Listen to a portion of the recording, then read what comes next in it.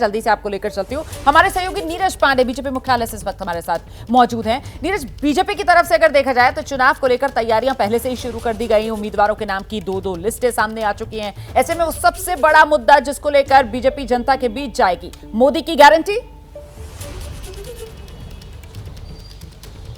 देखिए, मोदी की गारंटी के दम पर तो भारतीय जनता पार्टी पिछले 2 बार से कंटिन्यू बात कर रही है और अब तो नरेंद्र मोदी खुद हर मंच से कहने लगे हैं कि जो मैं कहता हूं उसकी गारंटी है और ये मोदी की गारंटी है। यानी कि उनका जो कहना है कि जो कहेंगे वो पूरा ही करेंगे। अब देखना ये होगा कि मोदी की गारंटी पे जनता कितना विश्वास करती है, लेकिन आत्मविश्वास उनका बहुत ज़बरदस्त है क्योंकि भारतीय जनता पार्टी अगर आप देखें तो चुनावी तैयारियों में सबसे आगे है।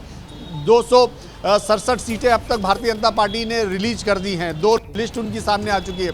16 तारीख को फिर से कोर कमेटी की बैठक, यानी कल एक कोर कमेटी की बैठक है। उसके बाद 18 तारीख को फिर से एक केंद्रीय चुनाव समिति की बैठक है। तो इन बैठकों के दौरान मुझे ऐसा लगता है कि करीब 100 से 150 सीटें और रिलीज कर देगी। भाजपा इस मामले में बहुत आगे है। बिल्कुल, बीजेपी आगे नजर आ रही है और वहां दूसरी तरफ कांग्रेस का क्या हाल है, जैनेंद्र के पास लेकर चलते हैं दर्शकों को। जैनेंद्र, अब तो कल चुनाव की तारीखों का ऐलान भी होने वाला है। जैनेंद्र,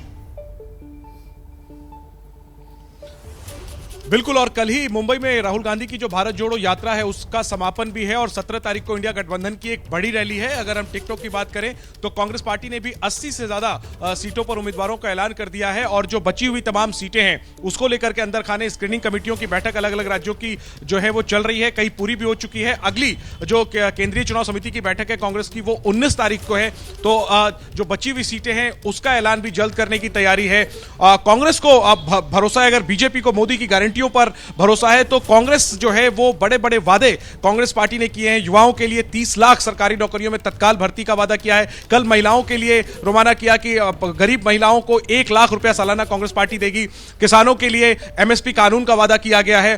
तो और सबसे बड़ी बात तो ओबीसी वर्ग को लुभाने के लिए जाति जनगणना की मांग कांग्रेस कर रही है और उस वादा किया है कि सरकार बनी तो जाति जनगणना करवाएंगे, ओबीसी रिजर्वेशन बढ़ाएंगे। तो कांग्रेस पार्टी जो है वो सामाजिक और आर्थिक मुद्दों के आधार पर इस कोशिश में है कि मोदी सरकार को हैट्रिक लगाने से, बीजेपी को हैट्रिक लगाने से रोके और उसका भरोसा इंडिया गठबंधन पर है कि अगर अलग अलग राज्यों में राज्य स्तर पर तमाम क्षेत्रीय दल बीजेपी को रोकने में कामयाब रहे तो फिर 2024 के लोकसभा चुनाव में कांग्रेस को करिश्मे की उम्मीद है। हालांकि देखिए, ये सबको एहसास है इस बात को कांग्रेस के अंदर भी कि ये कहना आसान है, कर पाना जो है बेहद कठिन है। सवाल यही है कि क्या कांग्रेस कर पाएगी।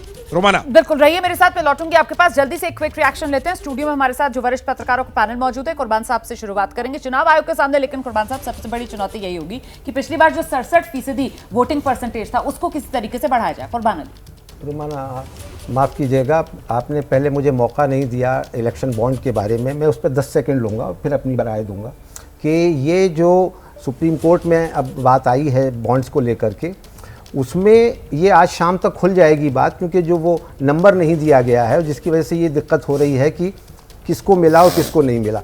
मैं जब ये देख रहा था, कल से फॉलो कर रहा था इस स्टोरी को, तो उसमें मुझे ये लगा, शरद जोशी की एक लाइन मुझे याद आई कि हम भ्रष्टन के भ्रष्ट हमारे। और आपके भी शो में जो शुरुआती लाइन थी कि क्विड प्रो को बहुत प्राइमरी फेशी इस्टेब्लिश हो रहा है कि किसको किससे मदद मिली और उससे कितना फ़ायदा हुआ। जी, अब आपने कहा कि चुनाव की जो तारीखों का ऐलान, तो ये तो एक्सपेक्टेड है, थोड़ा डिले हुआ है और अभी कोई तस्वीर साफ बन के नज़र आ नहीं रही है। लेकिन जैसे कल ऐलान जब हो जाएगा उसके बाद किस गठबंधन की क्या स्थिति बनती है देखेंगे। लेकिन हाँ, मोदी जी का फोकस 5 दिन के लिए तमिलनाडु पर और दक्षिण राज्यों पर है। ये इंटरेस्टिंग है क्योंकि वहाँ बीजेपी की हालत आप ही के शो में कल बताया गया था कि तमिलनाडु में 0, केरला में 0। तो आखिर वहाँ से वो कितनी सीटें जनरेट कर पाते हैं, ये देखने वाली बात होगी। विजय जी, चुनावों के तारीखों का ऐलान में एक्चुअली क्या है कि हम पिछले शेड्यूल के हिसाब से लेट समझ रहे हैं, बाकी तो लोकसभा के गठन के हिसाब से कोई लेट नहीं है, पहली बात। दूसरा डेवलपमेंट जो हुआ कि भाई 2 चुनाव आयुक्त नहीं थे, तो एक परसेप्शन में ये ना लगे कि केवल एक चुनाव आयुक्त, मुख्य चुनाव आयुक्त इसका अनाउंसमेंट कर रहे हैं। तो इसलिए आज जो दोनों नए चुनाव आयुक्तों ने कार्यभार संभाला उसके बाद बेसिक काम उनको ब्रीफ कर दिया गया है। चुनाव आयोग की जिम्मेदारी 2 हैं, एक तो परसेंटेज बढ़े, वोटिंग परसेंटेज, और दूसरा लॉ एंड ऑर्डर जो है मेंटेन रहे। कोई फर्जी खबरों की बात, कोई फर्जीवाड़ा ना हो, वोटिंग में ईवीएम को लेकर जो बार बार बात होती है वो ना हो, और खास तौर से वायलेंस कोई नहीं हो। और इसलिए जब इलेक्शन प्रोग्राम बनाते हैं जी। तो वो पहले सेंसिटिव जो सीट्स है जी। उन पर वोटिंग का काम ध्यान रखते हैं, ताकि उस पर सारा फोकस किया जाए, उसके बाद इसी उस को प्रोसीजर देखते को हुए- काम में जी। लिया जाता है। इसी को देखते हुए जल्दी से आशीष सिंह का रुख करते हैं। जो शुरुआत होगी वो पहले फेजेस पे, वही जो सेंसिटिव सीट्स हैं वहीं से शुरुआत होगी। आशीष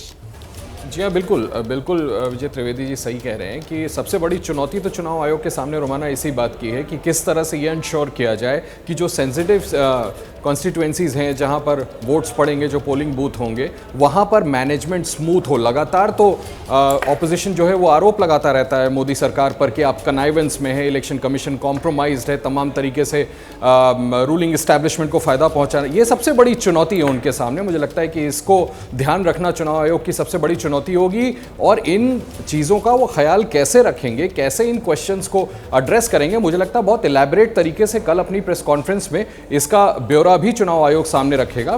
भली भांति चुनाव आयोग जानता है कि बड़े गंभीर सवाल उन पर खड़े किए हैं ऑपोजिशन के तमाम बड़े नेताओं ने, और बड़ा दिलचस्प होगा कल दोपहर का प्रेस कॉन्फ्रेंस देखना हमें, अपार्ट फ्रॉम जो डेट्स वो अनाउंस करने वाले हैं उनसे अलग।